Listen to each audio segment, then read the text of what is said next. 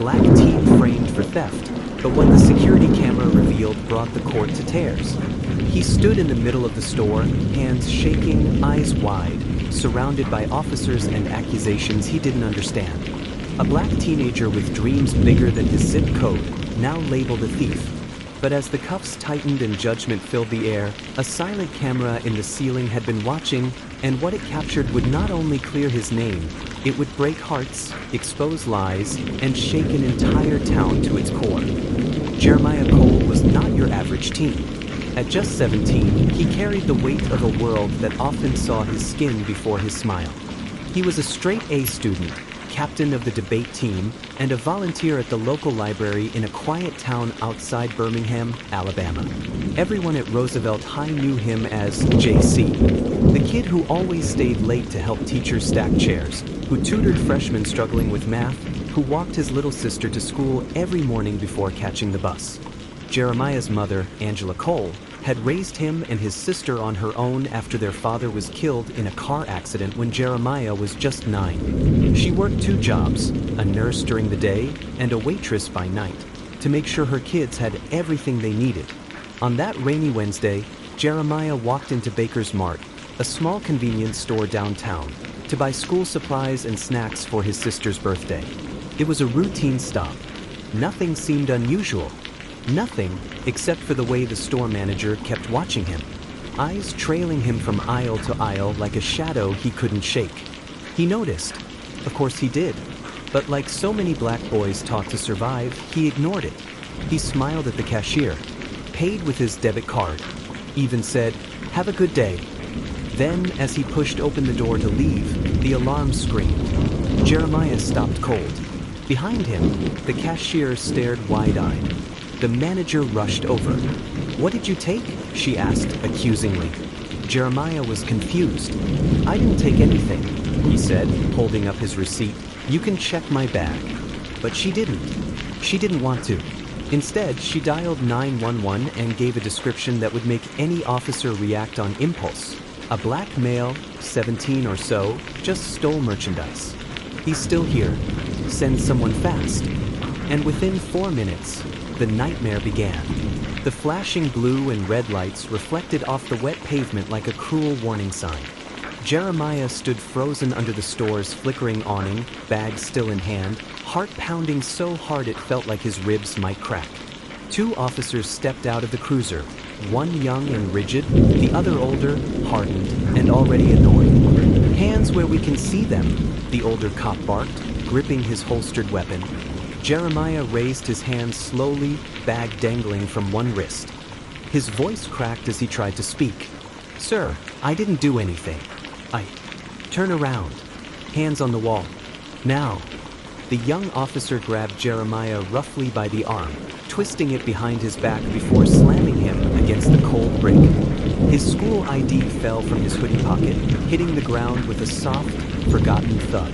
The manager stood by the doorway, arms folded, eyes burning with misplaced righteousness. He set the alarm off. "I'm sure he took something," she snapped. Jeremiah's head jerked up. "Please, I paid. I have a receipt in the bag." But the older officer wasn't listening. He yanked the bag from Jeremiah's wrist, tore it open, and rifled through the items. Notebooks, candy, a receipt, a perfectly printed receipt. He stared at it for a second, and then tossed it aside like it meant nothing. "You think fake receipts make you slick?" he sneered. "Let's see what else you're hiding." They shoved Jeremiah toward the squad car. His knees scraped the pavement. A small crowd had begun to gather now. 2 teenagers with phones, a mother with her child, a man in a delivery uniform who looked like he wanted to say something, but didn't. Because this wasn't new. This wasn't shocking. It was a scene too many had seen before. Angela Cole was washing dishes when her phone rang. She answered, expecting it to be Zoe asking for snacks. Instead, she heard this. "Ma'am, this is the Birmingham Police Department. Your son has been arrested for shoplifting. We need you to come down to the station." The dish slipped from her hand and shattered. The water kept running, but Angela was already running faster. At the station, Jeremiah sat alone in a holding cell. No charges filed yet. No lawyer. No call allowed. Just 4 cinder block walls, a metal bench, and the echo of every time he had ever been told, "You need to be extra careful. You don't get the benefit of the doubt." He didn't cry. He didn't scream, but something inside him cracked. He had done everything right, polite, respectful, careful. And still it wasn't enough. Outside, Angela stormed through the police station doors like a mother possessed. Tears welled in her eyes, but her voice didn't shake. "I want to see my son." The officer behind the desk barely looked up. "He's being processed. You can wait over there." "I said I want to see my son," she repeated louder. People turned. Another officer stepped forward. "Ma'am, we're going to need you to calm." "Calm? My son was arrested for buying school supplies and candy. There's a receipt. Why is he even here?" Silence. The desk officer looked to the other. They had nothing, because they knew what they had done. But procedure is a shield, and Jeremiah was still inside, still caged, still waiting for the world to remember his humanity. The next morning, the sun rose over Birmingham, but the warmth didn't reach the cold that had settled over Angela's heart. Jeremiah sat across from her in the precinct's bland visitor room, eyes red but defiant. Angela gently brushed a tear from his cheek, her voice trembling. "You know you didn't do anything wrong, right, baby?" Jeremiah nodded, but deep down he wondered, did it even matter? Then something changed. A shift, a spark. Angela wasn't going to let this go. She walked out of that room, phone in hand, voice already dialing. First, she called her sister, a teacher with friends in the local school board. Then she called an old college friend who was now a civil rights attorney. By noon, word had spread. And by nightfall, something incredible happened. A video surfaced, shot on a teenager's phone, blurry but damning. It showed Jeremiah walking calmly out of the store, receipt clearly in hand. The alarm went off, but instead of checking, the manager had immediately pointed at him. The video zoomed in on the officer slamming Jeremiah into the wall, the receipt fluttering to the ground. "He showed you the receipt. He didn't steal anything," a voice in the background yelled. The clip went viral overnight. By morning, #JusticeForJeremiah was trending. The public outcry was deafening. Comment sections flooded with anger. "This could have been my son. This is why we march. Not again, not again." The local NAACP chapter got involved. A civil rights lawyer named Malcolm Pierce appeared at the station with cameras and confidence. "We are requesting Jeremiah Cole's immediate release, an internal investigation, and a formal apology from the Birmingham Police Department," he told the press. And when the media cameras turned on, when Jeremiah's name became more than just another hashtag, the police chief finally blinked. The charges were dropped. Jeremiah was free, but the damage had been done. Back home, Jeremiah sat on his bed, looking out the window at a quiet street that now felt unfamiliar. Angela sat beside him. "You okay?" He didn't answer right away. Then finally, "I just wanted candy.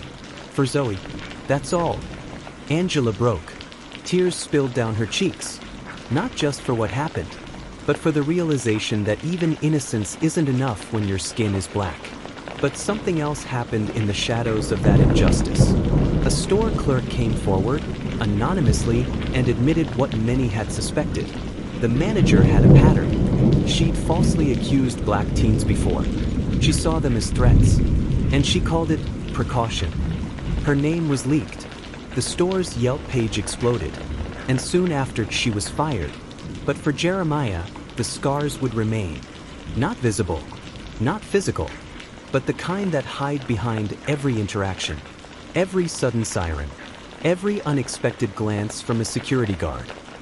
He walked a little taller, because he had survived, because people had fought for him, and because the truth, his truth, had finally come out. Back home, the walls of Jeremiah's room felt smaller than before. The posters of NBA stars that once inspired him now hung like distant dreams. He sat at the edge of his bed, staring out the window, not at anything in particular, just away. Angela entered quietly and sat beside him, not saying a word. The silence between them said everything. After a long pause, Jeremiah finally whispered, "Mom?" They didn't even ask.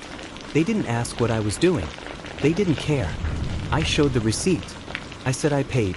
But they looked at me like I was lying, like I wasn't even human. His voice cracked and his hands trembled. And when he slammed me against the wall, I didn't even fight back. I just froze. I felt like if I moved the wrong way, that'd be it. Over a bag of Skittles and a soda. Angela reached for his hand, but Jeremiah pulled it back, not out of anger, but fear. What if Zoe had come in with me? What if they grabbed her too? What if I didn't come home that night? Tears rolled down his cheeks, slow and silent. I used to believe if you did the right thing, you'd be okay.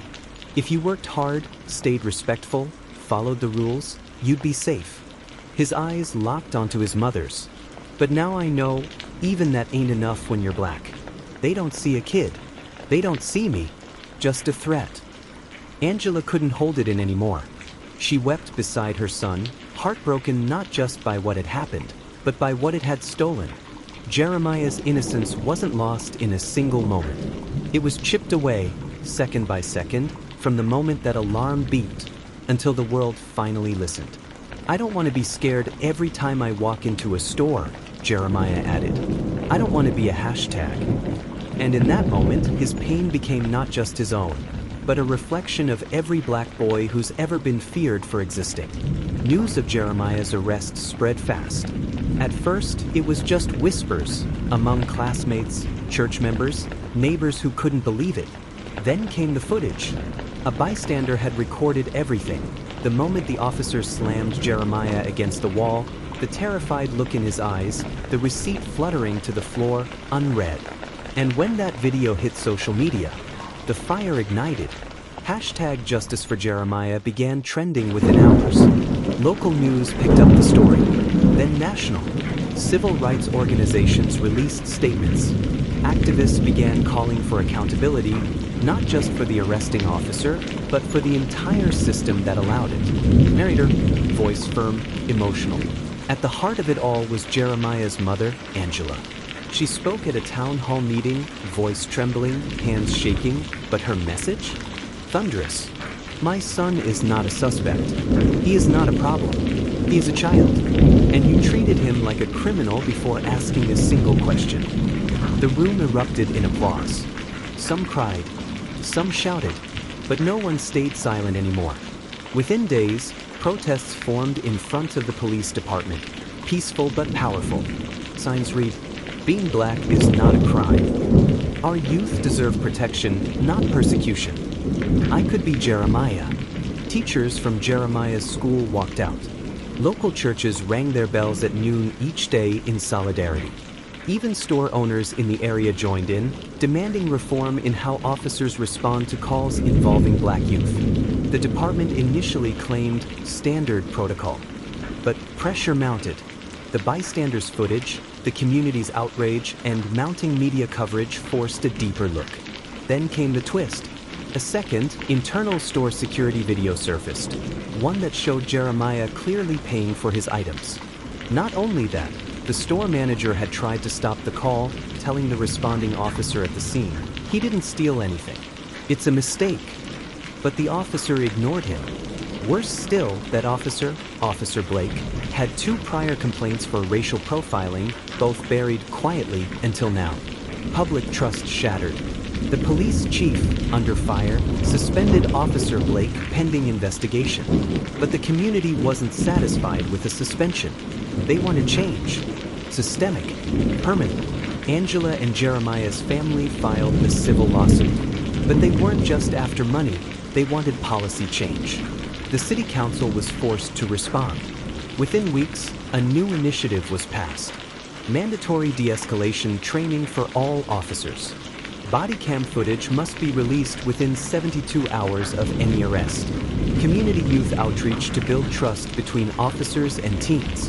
But more than anything, Jeremiah stood tall before cameras, classmates, and his community and gave a speech that silenced a crowd. I'm not angry. I'm not bitter. I'm just tired. Tired of being judged by my skin instead of my heart. But I promise you, this will not be the end of my story.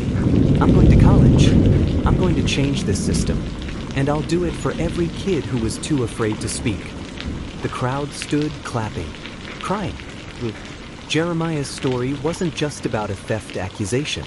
It was about how easily innocence can be stolen, not by crime, but by bias, assumptions, and a society that still refuses to see Black youth as children first. But it was also a story of strength, of a mother who refused to be silent, of a community that stood up, and of a boy, accused and humiliated, who rose from fear and became a voice for justice. Because truth matters, and sometimes the most powerful change begins with one quiet kid who refuses to be invisible.